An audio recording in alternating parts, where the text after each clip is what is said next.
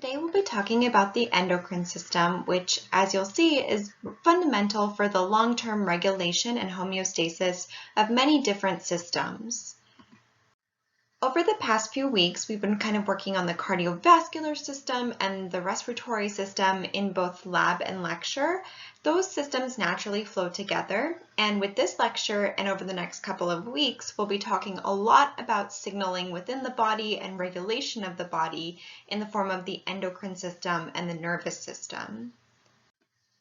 So as we're going through kind of and thinking about the learning objectives, I'll read through these just so you're aware of what I want you to pay attention to.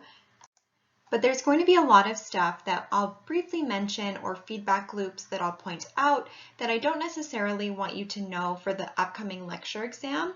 I'll want you to know about them when we talk about those particular systems. So for example, when we talk about the renal system, the excretory system, and also the reproductive system, there will be key feedback loops that will be important for you to know at that time that involve hormones, but you don't need to know the nuances of those loops today. You do need to know functions or basic functions of hormones though.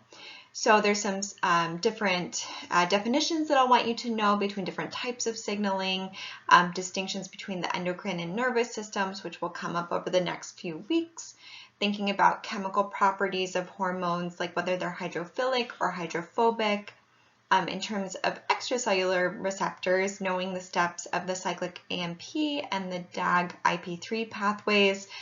So those are really important, and you want to make sure you pay attention to those.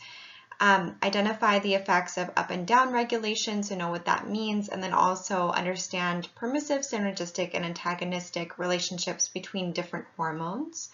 Know the three mechanisms that stimulate endocrine glands. And that's all kind of a broad look at endocrinology, and then we'll walk our way through each endocrine gland. And I'll highlight a few specific hormones from each gland. So in anatomy, I expect my students to kind of know which hormones are associated with which gland, but because physiology is about function, you do need to have a basic understanding of the functions of these hormones. So for slides 34 through 58, it's really understanding the relationship between the hormone and the gland and also the basic function of the hormone. So in anatomy, flashcards are often very helpful. In physiology, it's really more about kind of like solving a puzzle, putting pieces together, understanding like if you flip this switch, what will happen down the line. But in terms of understanding the basic function of hormones, I would recommend maybe making flashcards for all of the hormones that we mentioned today with the name of the hormone on the front and the gland in which it's produced and the function on the back so that you can practice kind of quizzing yourself on those for the exam. When we actually apply those and think about bigger feedback loops, like when we talk about reproduction, then flashcards probably wouldn't be the most helpful study tool. Okay, so getting into chapter 17, the endocrine system. That's a frame from the show Big Mouth. I'm not sure if you guys watched that. We're going to cover basically all the sections for the most part. A lot of these, though, are just kind of like reminding you this is where this gland is and these are the hormones associated with it. But we'll start out by kind of going back to Bio 5 and thinking about cell signaling. So when we have signals being sent between cells or even within a cell, there's a relationship between the signaling molecule, which might be a very small ligand, which might be a hormone, and the receptor that it binds to. So there's a structure-function relationship there, just like how an enzyme has to match up with its substrate, a receptor has to match up with the hormone or the signaling molecule or the ligand. And so they have to kind of match, and if the receptor is not present, then even if the hormone is present, you're not going to get a response. So not every cell has a receptor for a particular ligand or chemical signaling molecule or hormone, which is good. That's good because that means that we can have differentiation. Some cells should not respond to certain hormones because they're not part of that tissue that's the target tissue. So there's some cells that do have receptors. Those are the target cells. And here I want you to kind of notice that after the ligand binds to the receptor, there's three little arrows before there's a response. That's important because it's not just a magical like one-off situation. There's a whole chemical signaling cascade that happens or series of processes that occur after binding between the hormone and the receptor. So again, there's signal perception, the ligand or the hormone binds to the receptor. There's intracellular signal transduction, so the signal gets propagated and sent along a series of chemical reactions before you get to the actual cellular response. So in general, there's 3 different types of chemical signaling. There's autocrine, where a cell signals to itself. So auto means self, like an autobiography. Paracrine means signaling between neighboring cells. So in thinking about that prefix, like if you're thinking about cause of death or things that happen at the same time that someone is dying, that's paramortem. So para means close by or at the same time as. So paracrine is signaling between neighboring cells, and endocrine is signaling across great distances within the body. So for example, we'll see examples of signals being sent or chemical signals being sent from the brain to the ovaries, so across very long distances. So to help kind of visualize this, when we have autocrine signaling, we have exocytosis of the signal. And so it does leave the cell. It's produced inside the cell, it leaves the cell, but then it binds to receptors on that same cell. When you have paracrine signaling, you have the same kind of exocytosis of the signal, and then it's sent to very close by, maybe adjacent target cells. But endocrine signaling makes use of the circulatory system. So it's sent in the blood, it's secreted out from endocrine glands, which we'll talk about in just a moment. So one thing to note from all of those is that regardless of where the cell is located, the target cell relative to the cell that's actually secreting the hormone, there's going to be a hormone-receptor relationship. And all of this gives rise to this idea of homeostasis, that steady internal state within a given range, which is maintained by specifically negative feedback loops, which we'll talk about in just a moment. I know this was a question that a lot of people struggled with on the first exam. So remember that whenever we get out of homeostasis outside of a certain range, that produces, the change in a variable that's detected by a receptor, which is also called a sensor. That receptor or sensor sends a signal to the control center, which kind of processes that information and recognizes that it's, kind of been outside of that norm. And then that control center sends a signal to the effector saying like, hey, we need to move it back into homeostasis. So there's an effect that takes place. So we have this kind of sensing, control, and effect taking place to move us back into homeostasis. And when we're staying in homeostasis, again, that's a negative feedback loop. Again, this is when we're kind of moving outside of a particular range. It's not outside of, like a fixed number. So for example, your average body temperature is about 98.6 degrees Fahrenheit. If your temperature is 99.1 or 97.8, you're not going to go to the doctor because there's still kind of a range that is acceptable. So you have this intuitive idea that we're keeping things relatively consistent, but there is some wiggle room before it kind of tips and you have to move back and start shivering or doing other things to kind of get us back to where we're supposed to be. And the endocrine system is very key for this process. So remember the difference between positive and negative feedback loops. Negative feedback loops keep us in homeostasis because the effect results in the end of the stimulus. So you kind of like move back to where you need to go and then the signal stops being sent. That's going to come up when we talk about the cyclic AMP pathways, so kind of keep that in your mind.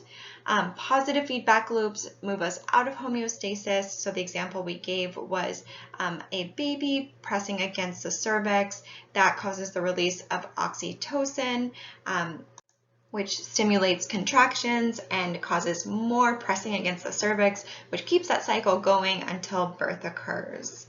So again, these words do not mean bad or good. We don't talk about negative or positive in that sense in biology. Negative means the end of something in this situation. Positive means more of it. So it's a continuing process. Negative and positive might also be whether something is present or absent. So again, in biology, we don't think about them as bad or good. So the endocrine system really relies on chemical signaling. And when we talk about chemical signaling here, we're talking about a class of molecules called hormones. So these are specifically chemical signaling molecules that are secreted by endocrine glands and affect a target cell somewhere else in the body. And generally, this is kind of a slow build. There's a couple situations where it might be more rapid, but in general, this tends to be kind of a slow, controlled process.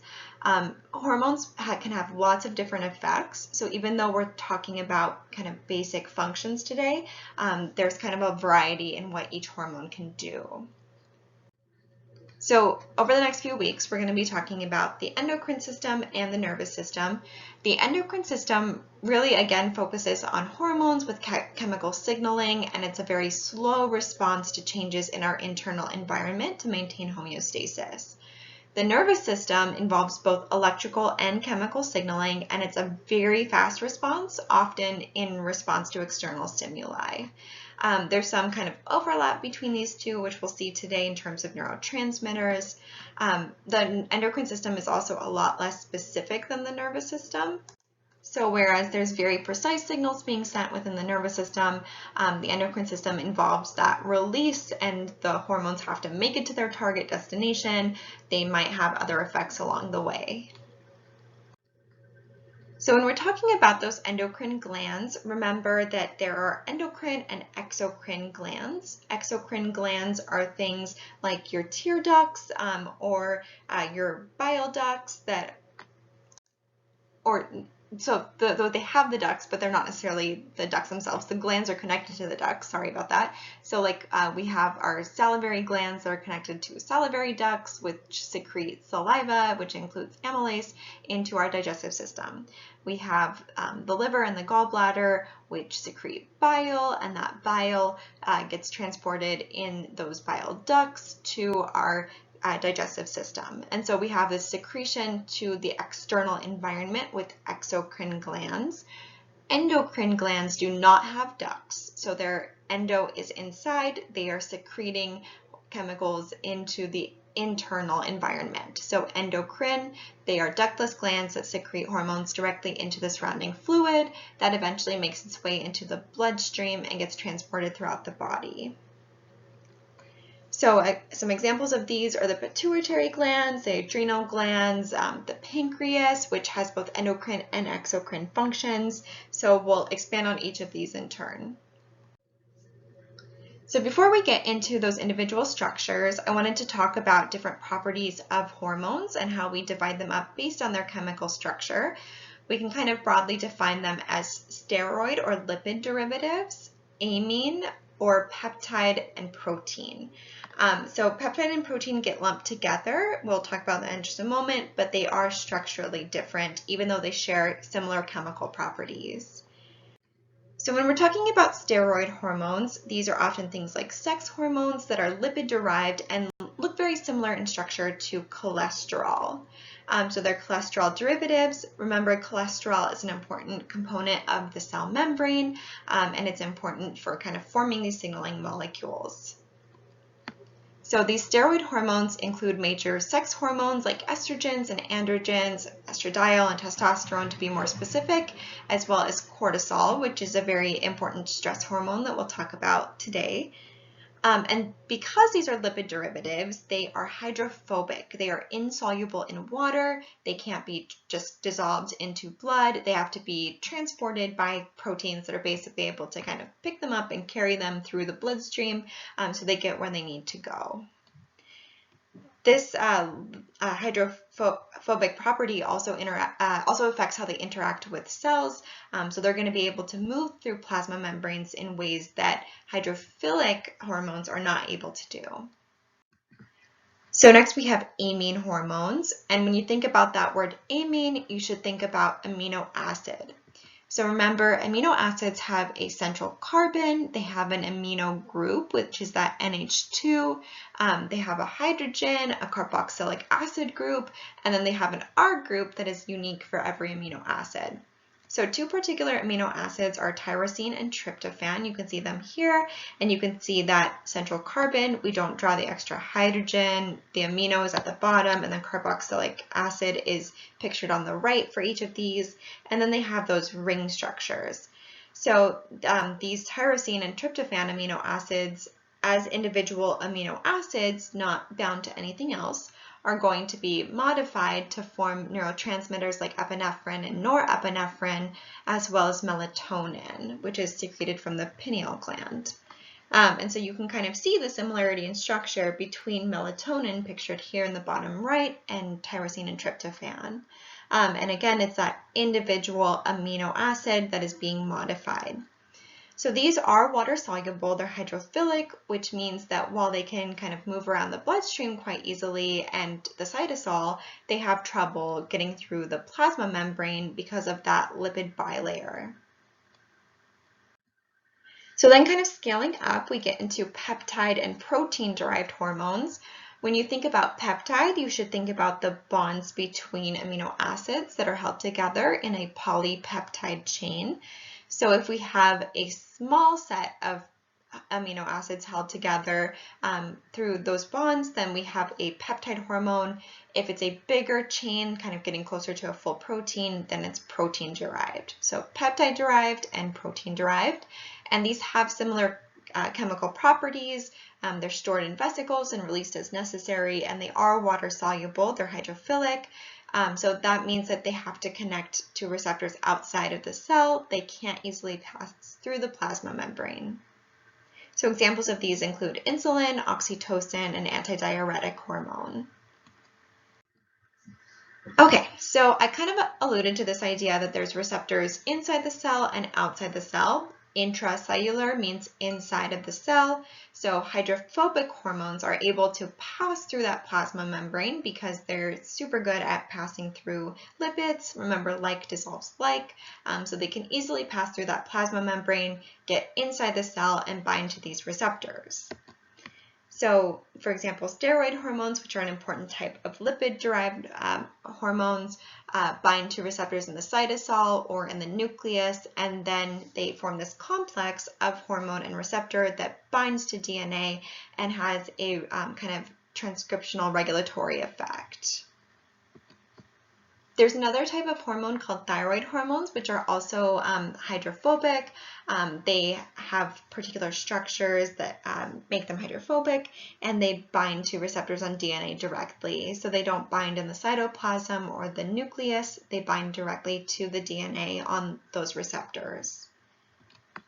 So they're able to regulate transcription, and if you think back to central dogma, we have DNA, which codes for messenger RNA through transcription, and then that messenger RNA codes for proteins, or specifically amino acids, through translation. And so if these structures are binding to the DNA, then they're able to regulate which genes get transcribed and which ones do not.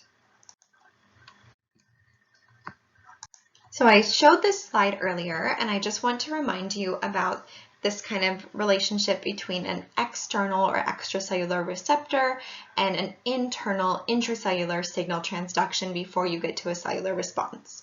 So this is different from the example we just saw with intracellular receptors. In this situation, we have an extracellular receptor. We have that signal being passed down through different pathways, and then we're getting to a cellular response. So this is what happens when we have hydrophilic hormones. They can't pass through the plasma membrane, so they bind to receptors outside of the cell, and then they initiate signal cascades using second messengers, which we'll talk about in just a moment. So the hormones here are called first messengers, and then things like cyclic AMP and IP3 are second messengers. So when we're talking about cyclic AMP, we're talking about a molecule that is very similar in structure to ATP. You can see that it looks pretty similar. It's a derivative of ATP. and it stands for adenosine monophosphate. So remember that ATP is adenosine triphosphate, AMP stands for adenosine monophosphate, and it's cyclic, so it's cyclic AMP. So I'm going to walk you through kind of this cyclic AMP pathway. So first we have the hormone binding to an extracellular receptor. Here you can see the membrane kind of diagrammed as two kind of curvy lines towards the top with the blue extracellular receptor on the left and then this yellow enzyme on the right. That blue extracellular receptor has what's called a G protein on the bottom part or the intracellular portion of the receptor. So that G protein is going to be important because when it gets activated, it activates this next step in the series. So it activates that enzyme. So G protein is activated and it is able to activate adenylyl or adenylate cyclase. So this is basically a series of switches being turned on before you get your cellular response. We have the hormone binding to the extracellular receptor, G protein gets activated, G protein activates adenylyl cyclase. Adenylyl cyclase is able to convert ATP to cyclic AMP. Remember, they're similar in structure, so we form the cyclic AMP from the ATP. That cyclic AMP activates an enzyme called protein kinase A, also called pKa, that's floating around the cytosol. And when that protein kinase A activates, kinases are very important for this process of phosphorylation. So we get what's called a phosphorylation cascade, resulting in a cellular response. So I'll kind of visualize that on the next slide. When we have phosphorylation happening, that turns on different proteins and enzymes within the cell. So with intracellular signaling receptors, we have those binding directly to DNA. Here we have a signal cascade where you're turning on protein products that have already been transcribed and translated. So when you have a dephosphorylated protein, it's not turned on, but when you have a kinase, it's able to add a phosphate group and phosphorylate that protein, which turns it on. So phosphorylation activates proteins. And so you get lots of different effects depending on the specific target cell, the G protein, the kinase, the particular proteins that are being phosphorylated, and you can have many different effects even with the same basic pathway. So we have a lot of cool effects happening, but remember the goal of the endocrine system is homeostasis. We're trying to have a negative feedback loop. We're trying to keep things balanced. So we have regulation built in the form of an enzyme called phosphodiesterase, or PDE, which floats around the cytosol and regulates cyclic AMP. So this is able to kind of shut down that cyclic AMP and end the cellular response unless more hormone arrives to keep that signal going. So here we have cyclic AMP. Phosphodiesterase acts on it. It's going to snip this bond right here and open up that molecule and change the structure of it so it's no longer able to propagate that signal cascade. So another intracellular kind of signaling cascade that results from a different second messenger is this IP3 DAG pathway. So we have the same kind of start to it where the hormone binds to an extracellular receptor. That extracellular receptor has a G protein that's kind of hanging out inside the cell. The G protein gets switched on, but this time it activates a different enzyme. It activates phospholipase C. And so we see that kind of towards the bottom of the membrane, that yellow guy that's embedded in the membrane, and that phospholipase C is going to split a phospholipid. So it's an enzyme, it ends in ASE, and what it does is it splits apart that phospholipid. So you can see that in the name. So PLC splits PIP2, which is a phospholipid, into inositol triphosphate, or IP3, and diacylglycerol, or DAG. So now we have these two molecules, and they're both going to work to kind of keep this cellular response going. So DAG, diacylglycerol, is going to activate a protein kinase and start a phosphorylation cascade, which is regulated by IP3. So IP3 releases calcium in different ways, calcium ions, which either directly affect enzymatic activity or regulate the protein kinase. So those two steps are important in this process. So far, we've been talking about kind of a one-to-one relationship between hormones and receptors, or maybe the receptors are just not present, but it's more continuous than that. So we can actually have many different receptors on a cell, and cells can change the number of receptors they have. And by changing that, they affect how sensitive they are to the hormone. So with upregulation, we are upregulating or increasing the number of receptors on the cell, which increases the cell's sensitivity to the hormone. It's able to have more of these cascades or signaling effects happening, and so then we have increased activity of the cell.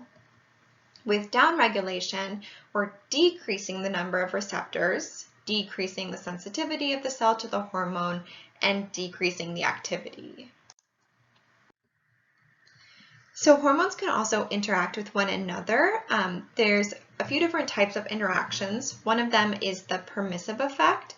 That's when the presence of one hormone allows the other hormone to act. So that first hormone must be present and must give permission, it's permissive, to allow the other hormone to work. And we see this a lot with metabolic thyroid hormones, which have a permissive effect on a lot of other hormones from other systems. There's also a synergistic effect in which two hormones have similar effects and they amplify each other. So they work in synergy, or they have synergy. And so we see this with, for example, follicle stimulating hormone or FSH and estrogen. Those work together. There's also androgens that are produced in multiple parts of the body. And so those are going to have synergistic effects with one another. In contrast to that, we have antagonistic effects where two hormones have opposite effects, which is very important for keeping things in homeostasis. So a classical example of that is glucagon and insulin, which are both secreted from the pancreas. We'll go over that feedback loop towards the end of the lecture. There's also a few different mechanisms in which the endocrine glands can be stimulated to synthesize and secrete hormones. We're going to talk about some hormones related to the thyroid that regulate blood calcium. So if we have changes in the ion concentration of calcium within the blood, then that is called a humoral mechanism.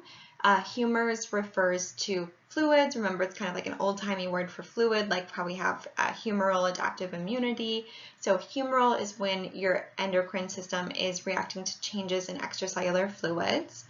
Hormonal is when one hormone signals that another hormone should be secreted, and then neural is kind of this fast response like we might see with epinephrine and norepinephrine during fight or flight. So it's the sympathetic nervous system kind of signaling that endocrine secretion. So when we're thinking about where those endocrine glands are located, there's some along that hypothalamic-pituitary axis, so the hypothalamus, and the pituitary gland, which is split into the anterior and posterior pituitary. Those secrete their own sets of hormones, which we'll talk about in just a moment. There's the thyroid gland, which is also embedded with the parathyroid glands on the posterior side. There's the adrenal glands. Remember that renal means kidney, so adrenal glands sit on top of the kidney. There's the pineal gland, which is actually in the brain near the thalamus. The pancreas, and here we're talking about the endocrine pancreas. Remember that the pancreas also has exocrine function in the context of the digestive system. And then there's the gonads, so the ovaries and the testes. So we'll start with the thalamus and the pituitary gland, or the hypothalamus and the pituitary gland, so anterior and posterior. And so when we're talking about this hypothalamic pituitary axis or hypothalamic pituitary complex, that's the hypothalamus, the anterior pituitary, and the posterior pituitary. And so the hormones I want you to be familiar with are thyroid stimulating hormone, or TSH. So remember, we talked about hormones signaling other hormones to be secreted. So this is produced and secreted by the anterior pituitary, and it stimulates thyroid hormone to be released from the thyroid. So these are examples of the types of hormones I would recommend you make flashcards for. So for example, you could have a flashcard that says thyroid stimulating hormone on the front, on the back, anterior pituitary, and stimulates thyroid hormone release from the thyroid, or stimulates the thyroid to release thyroid hormone. ADH stands for antidiuretic hormone. We'll talk about that a lot when we talk about the excretory system. This is produced by the hypothalamus. It's stored in the posterior pituitary, and it upregulates the insertion of aquaporins into the cell membranes of cells lining the collecting ducts of the kidney. So it kind of makes that area more leaky so that you can reabsorb more water and decrease the volume of urine and kind of change osmoregulation within the body. So antidiuretic hormone upregulates the formation of aquaporins. Growth hormone is produced and secreted by the anterior pituitary gland, and as the name suggests, it's important for building up tissue, for protein synthesis. It's an anabolic hormone. Oxytocin is produced by the hypothalamus and stored in the posterior pituitary. That has many different functions, so it's very important for human bonding. It's secreted during childbirth as part of that positive feedback loop. It's secreted during breastfeeding and during bonding, so skin-to-skin contact, and when you're having an emotional or sexual response. So oxytocin has a lot of different functions. It's kind of has to do with long-term bonding. There's also several reproductive hormones that are produced in the pituitary gland and the hypothalamus, so kind of more about these reproductive cycles than specific interactions like oxytocin is involved in. I'm going to show two different graphs. One of them is kind of this plot that you see here, where it's relating different phases of the menstrual cycle to different hormone fluctuations. You are going to need to know this when we talk about reproduction. You do not need to know it for this exam. And there's going to be another feedback loop on the next slide that you don't need to know for the exam. But I do want you to know that GnRH stands for gonadotropin releasing hormone. That's produced and secreted in the hypothalamus. And so that stimulates the anterior pituitary to release gonadotropins. So gonadotropin releasing hormone stimulates the release of gonadotropins, which include follicle stimulating hormone, or FSH, which stimulates production and maturation of gametes. So this is involved in oogenesis and spermatogenesis. And then luteinizing hormone, or LH, which triggers ovulation. If you're trying to conceive, you might be taking an LH test, so you're looking for your LH spike so you know when ovulation is occurring. It also stimulates the release of estrogens and androgens from gametic tissue like the ovaries and the testes. So here's a few feedback loops showing all the different relationships between these different hormones and locations in the body: the hypothalamus, the anterior pituitary, and the ovaries and uterus during different phases of the menstrual cycle. So the follicular phase, where you're getting ready for ovulation, actual ovulation, and then the luteal phase, where you're getting that uterus ready if conception is going to occur. Okay, so then going on to the thyroid and the parathyroid. So remember, the thyroid has kind of this really unique structure to it. You should have learned about this in anatomy, but just to remind you, the thyroid has follicles, and so there's these central cavities that are filled with a sticky fluid called a colloid that secretes its own set of hormones, or its own hormone, and then it's surrounded by follicle cells, which also secrete a hormone. And these thyroid hormones are dependent on iodine for their structure. So if you don't have iodine in your diet, you can have what's called a goiter, where that thyroid gland swells up and causes really severe problems. And this image is just showing the formation of different thyroid hormones and how you have different iodides kind of incorporating themselves in that process. That affects the chemical structure of these really important hormones. And I'm not sure if it just skipped a slide, but sorry if it did. But anyway, to get ahead, so let's think about the different hormones that are produced in the thyroid. There's thyroxine, which is also called T4, and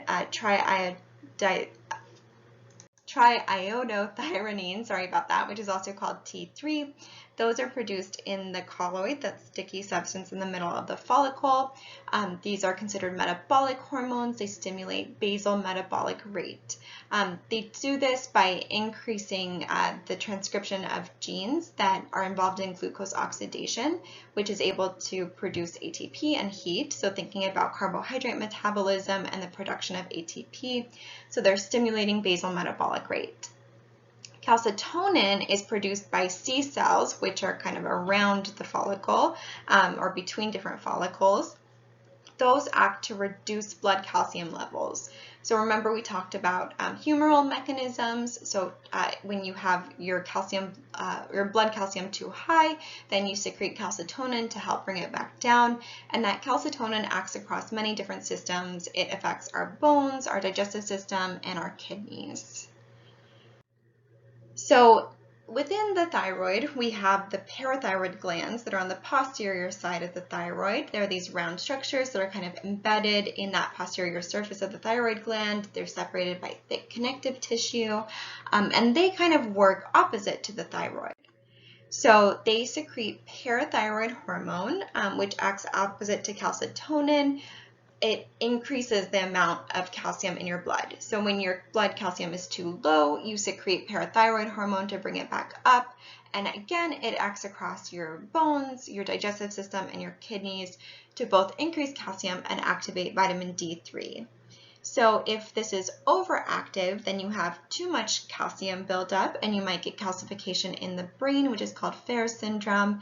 If the function is too low through hypoparathyroidism, then you don't have enough calcium ions available for muscle signals, so that interferes with muscle contraction and nerve conduction. Okay, moving on to the adrenal glands. The adrenal glands have some unique histology, and so we divide them up into the adrenal cortex and the adrenal medulla, just like how there's a renal cortex and renal medulla. So we have the adrenal cortex, which has 3 different kind of tissue zones to it. I'm not going to expect you to know those. And then the adrenal medulla, and each of these has its own set of hormones associated with it. So aldosterone is secreted by the adrenal cortex. It's very important for regulating blood sodium levels, which affects blood pressure. So remember when we talked about blood pressure, we talked about the function of ACE inhibitors as well as the renin-angiotensin-aldosterone system, or RAS. So aldosterone is involved in that system. Also in the adrenal cortex, we have the secretion of glucocorticoids, including cortisol, which we talked about earlier. It's an important stress biomarker. It increases blood glucose levels by increasing glycogenolysis to break down glycogen and increase the supply of glucose. And also, these different glucocorticoids also reduce inflammation and suppress the immune response. And so while these are really important if you're having like a really severe immune reaction, or if you have swelling, if you have them for too long in your system, you can have adrenal suppression. So that's why there's a limit to how long you can take medication like prednisone, which is a glucocorticoid, or the amount of cortisol injections you might have to inflammation. And if you have stress for too long of a period of time, and you have this like kind of increased amount of cortisol, that can lead to pretty serious conditions, including Cushing's and Addison's. And then there's also androgens, which are also secreted by the adrenal cortex. So all 3 of these are from different zones of the adrenal cortex. And so this acts synergistically with gonadal androgens. It's secreted in people who have ovaries and testes, and so it can influence libido, specifically in people with ovaries. Then we also have epinephrine and norepinephrine, which are secreted by the adrenal medulla. And remember, this is kind of a fast, acute, short-term reaction of the sympathetic nervous system. So then kind of going back up to the brain, we have the pineal gland, which you can see highlighted in green in these anatomical images on the right. The pineal gland is kind of poorly understood, and there's kind of a lot of like new agey pseudoscience associated with it. But we do know that it produces melatonin, which is very important. People are starting to pay a lot more attention to melatonin and thinking about their sleep hygiene. So below this graph in blue tracks people's interest in melatonin according to Google Trends from 2004 to present. So people are getting very, very interested in it to kind of help regulate their sleep patterns. And that's because high levels of melatonin in your bloodstream are associated with drowsiness. So during the day, when you are exposed to light, your body downregulates melatonin production, and that's associated with wakefulness. At night, melatonin is upregulated and accumulates back up in your bloodstream when you don't have light to downregulate it, and so that's associated with drowsiness. So it's related to your circadian rhythm. So then, last but not least, we have these reproductive hormones. So from the ovaries, we have the estrogens, which include estradiol, estriol, and estrone. And remember, those are those cholesterol derivatives. So they're the steroid hormones that are lipid soluble or so hydrophobic. And those are very important for the development of what's called the female reproductive system.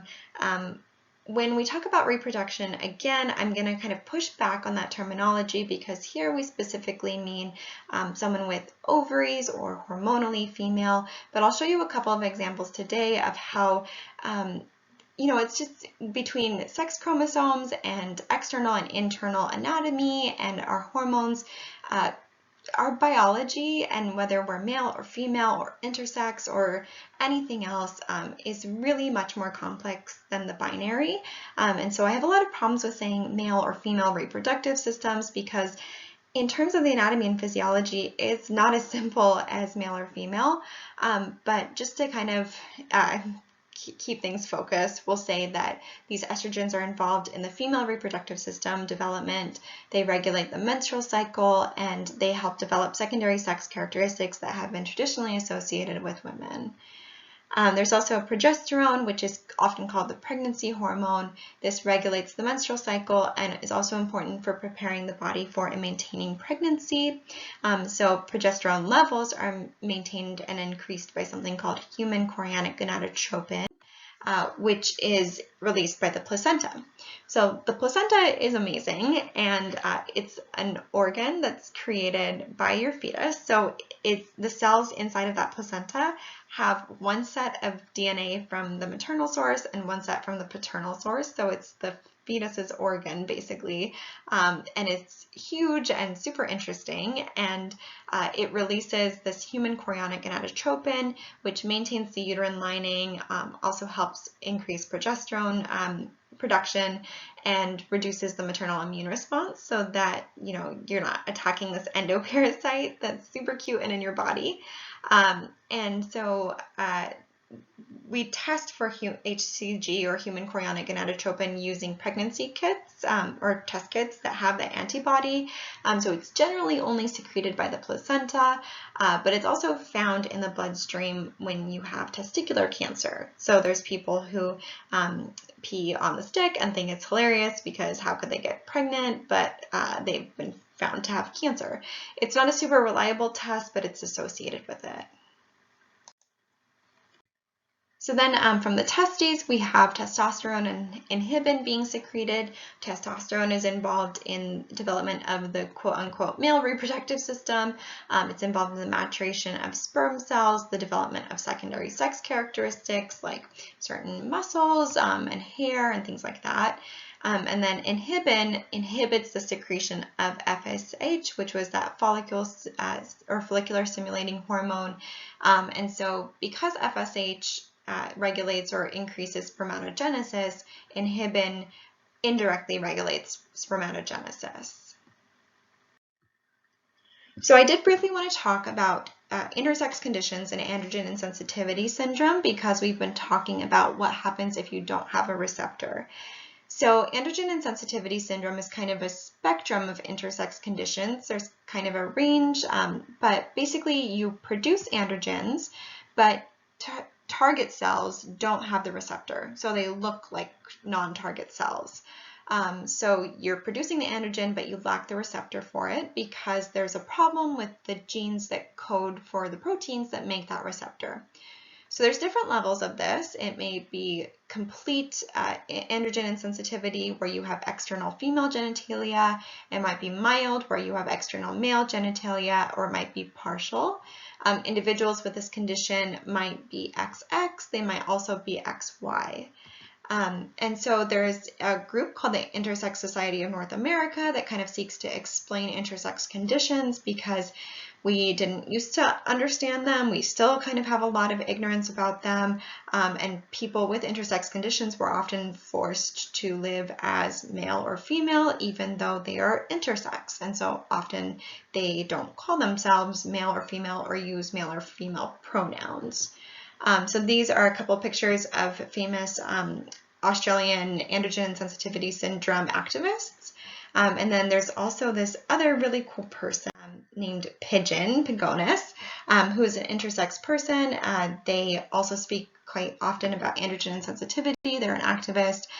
They were told when they were born that they had ovarian cancer, even though they don't have ovaries, and they were forced to live as a woman, even though they are intersex. So they have a lot of resources available about what it means to be intersex. And if you're kind of interested in the sociological impacts and the personal impacts of, just missing a receptor in this really key kind of interaction of hormones, then I encourage you to watch some videos from Pigeon. So finally we have the pancreas, and remember that we talked about the exocrine pancreas when we're talking about digestion. Here we're talking about the endocrine function of the pancreas. It has kind of a unique anatomy and histology where we have what are called islets, which are these arrangement of different cells, including alpha cells and beta cells. And so the alpha cells secrete glucagon. Glucagon is released when you have very low blood glucose. Beta cells within the islets secrete insulin, so those are stimulated by high or elevated blood glucose. Delta cells secrete somatostatin, which helps regulate digestion in many different ways. And then PP cells secrete these pancreatic polypeptide hormones, which are involved in appetite and secretional regulation. So all of these are involved in kind of digestion and kind of the metabolism after digestion in different ways. And remember that glucagon and insulin act opposite from one another, so they set up this negative feedback loop to maintain homeostasis. So when you have high blood glucose, like after you eat a bunch of food, so hyperglycemia, high blood sugar, blood glucose, that causes your beta cells to release insulin. So then it triggers your body to take up that glucose and start storing it as glycogen and using it as a tool for cellular respiration. It also stops you from going through glycogenolysis, so you stop breaking down glycogen, and it also inhibits gluconeogenesis because you don't need any new sources of glucose. You have plenty in your bloodstream.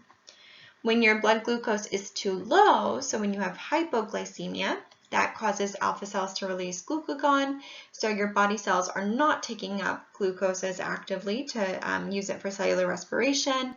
You are going through glycogenolysis, so you're breaking apart glycogen in your liver to increase the amount of blood glucose and releasing that into the blood.